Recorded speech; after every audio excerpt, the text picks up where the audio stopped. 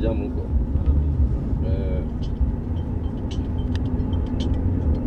Yes. Hello? Siren. Napenda piga siren. Sawa, ndio. Ndio.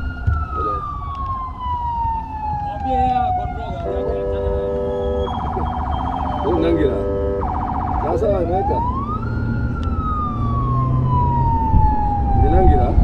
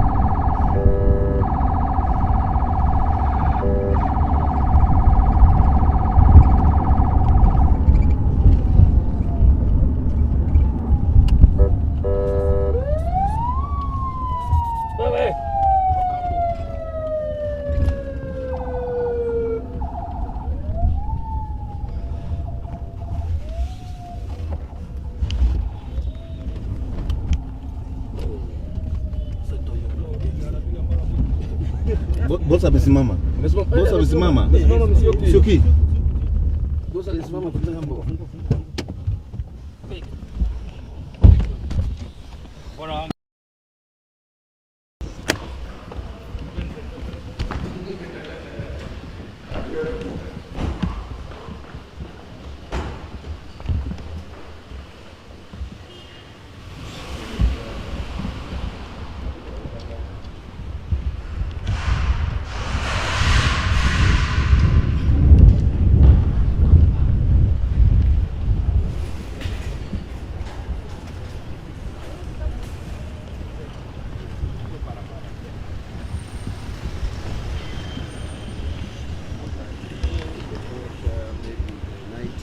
Early 2000 to 2010. Yeah.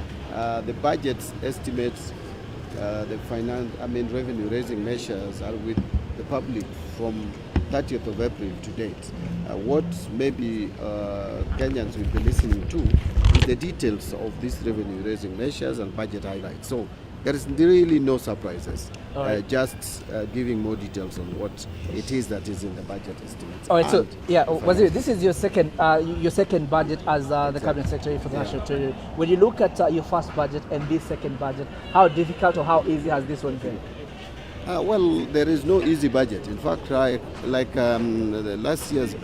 this year's budget is even informed by a number of challenges, one of which is the external shock that we are facing. You know, now we have a war in the Middle East, and that war is completely disrupting the world economy. And so we are preparing this budget in the backdrop of a major external shock, what is close to be called world war. And so there are a lot of uncertainties, and again, underperformance in revenue collection, the rising inflation. That's a major thing, because we are preparing a budget at a time when the inflation is rising. Last year it was different. Inflation was contained Today it is rising. So this budget is more challenging. All right, for a lot of Kenyans, they'll be looking at some of the food commodity prices that will be brought down. But the question that I want you to know, for in terms of the sectors that could generate a lot of economic activity, a lot of jobs, are you doing something around that? Yeah, of course, we are investing quite significantly in agriculture as the backbone of our economy. Remember, agriculture is also largely devolved, and I think that is also something that we are missing in our discussions when we talk about underfunding agriculture. Agriculture is heavily devolved, but the government is coming up with interventions to support a number of crops, both for food consumption and exports. Like tea, you can see in the past 2-3 years, government has invested a lot in the tea sector. We have also invested a lot in the revival of the coffee sector. We have invested a lot in edible oil, and I will speak to that in Parliament. We have also invested a lot now in the sugar reforms and many other crops. But again, in food production, you can see the effort that the government has put in terms of subsidy, fertilizer subsidy, provision of seeds has helped us in increasing the quantity or the amount of food or maize, which is our staple food. The production of maize has gone up. Well, we have also been lucky that the weather has been favorable, but the government intervention is clearly visible and evident. All right, so that is for agriculture. Yeah, one final question from me, Waziri, is when you look at just looking at the funding of this budget, the revenue underperformance is still a major headache. What is your plan around that? Revenue performance is still a big challenge, and it is informed by a number of factors. One of them is the inefficiency at the KRA that cannot be wished away, but there have also been some challenges in terms of tax administration. I will point out that our tax administration has challenges because the business has moved from the normal traditional way to more into again informal sector, and besides that there has also been the movement towards the digital economy. And so we are doing a lot of reforms. In the supplementary budget that we prepared, we had allocation for KRA to do reforms, to carry out reforms, about 17 billion. And a lot of reforms are happening at the KRA, and I'm sure then in the next or the coming financial year, KRA will be able to collect more without raising tax rates. And if you look at my finance bill that I presented to Parliament, it's heavy on reforms and tax administration as opposed to raising tax rates, contrary to what others have been saying. Waziri, thank you very much. I know you touched a bit on agriculture. There are quite a number of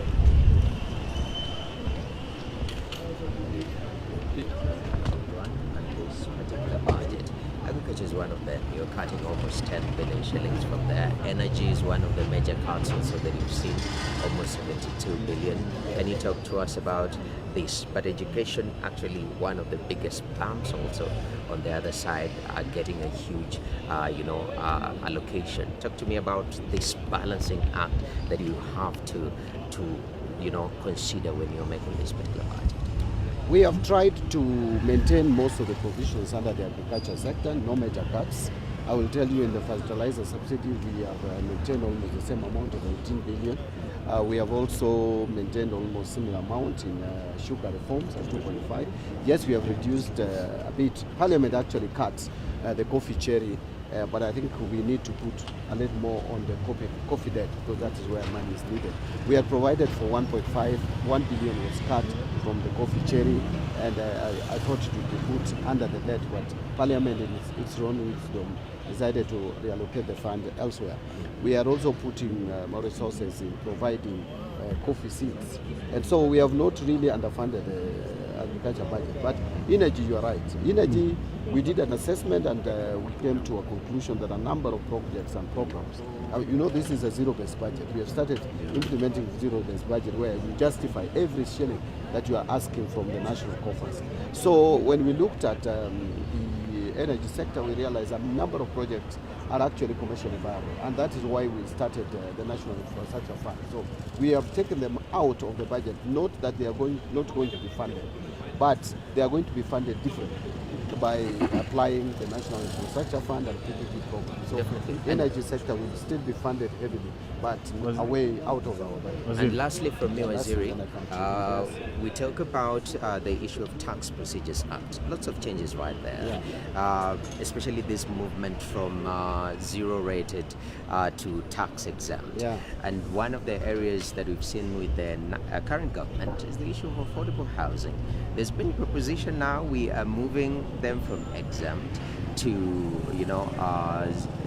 rather from zero-rated to exempt. And some people are saying, is this counter administration which is actually very forward with issues to do with affordable housing? No, far from it. My finance bill is working more towards simplifying tax collection and making it efficient. Let me put it this way. Yes, that provision was put there to attract more investment into affordable housing sector.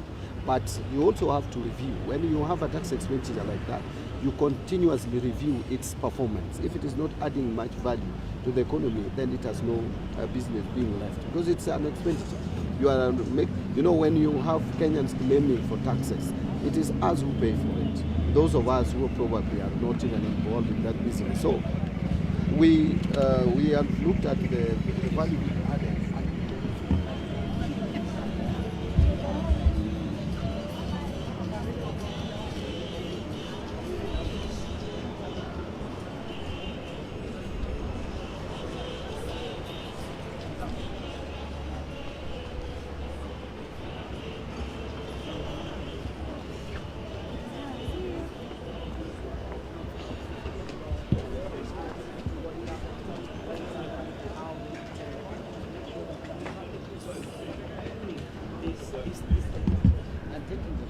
They are not going to pass them, but we put exempt so that there are no claims, because there have been unnecessary claims that don't make sense at all. And how about EVs? Because we've also seen a lot of focus on EVs. Again, we are saying we should move as many items as possible to exempt and not zero rating. They are exempt, and also they are not paying tax. Okay. The only thing is that they are not going to claim input tax. And this allowing of input tax claim is creating a lot of problems, because then you allow all kinds of unscrupulous people to come forward. And by the way, if you look at our medium-term revenue strategy and tax policy, national tax policy, it is clear on what we need to do. And it is clear on the fact that we should remove most items from zero-rated to exports. We should only allow export commodities to be zero-rated. Okay. We have left some under zero-rated still, because they are very essential and very sensitive, like bread, like milk, and the rest. But ordinarily, almost all items need to go to either exempt or vatable at the standard rate. Yeah. Zero rating is not the right thing to do. It creates tax expenditures, it creates tax leakages and tax planning, which is not very good. Thank you very much. Yeah, so maybe, yeah. All right. Waziri, my name is Sydney Chazima from TV Road 7. This president spoke about a reduction in VAT, taxes on VAT, which hit revenue collection by 14.4 billion shillings. Are you going to see a supplementary too? The supplemented to that you are going to see is not major, it's not on cuts. We've just proposed some realignments on donor-funded projects, and some 3 or so items we are not spending. We are maybe spending about 6 more billion. We have tried as much as possible to limit supplementary to, and that's the final one. You can see clearly that we are walking the talk. I said we are not going to have many supplemented budgets as it has been. We have only had one, and then there's this second one is just realigning donor-funded projects. So we will not. We will see how to accommodate the same in our expenditure. Yes. Thank you very much. I think we've had a wonderful interview.